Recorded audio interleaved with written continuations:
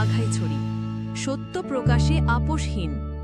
দায়িত্বপূর্ণ এলাকার আওতাধীন যে সকল পূজা মণ্ডপ রয়েছে সে সকল পূজা মণ্ডপগুলোকে আইনশৃঙ্খলা পরিস্থিতি স্বাভাবিক রাখার জন্য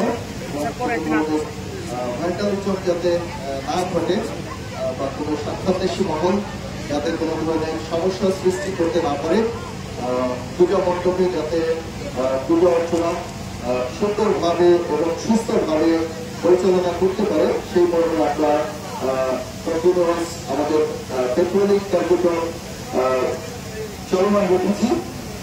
তারই ধারাবাহিকতায় আমরা যখন রক্ষী করছিলাম, আমরা এখন যে বাঘাইছড়ি উপজেলার শ্রী শ্রী রক্ষাতের মন্দির আছি, এখানে আমরা ওখানকার যে পূজা কমিটির যারা আয়োজক আছেন, সাথে স্থানীয় গণ্যমান্য আছেন, তাদের মাধ্যমে আমরা জানতে পারি যে এখানে 30টির মতো পরিবার রয়েছে যারা কিছুটা দরিদ্র, যাদের এই পূজায় অংশগ্রহণের জন্য কিছুটা কষ্ট হচ্ছে।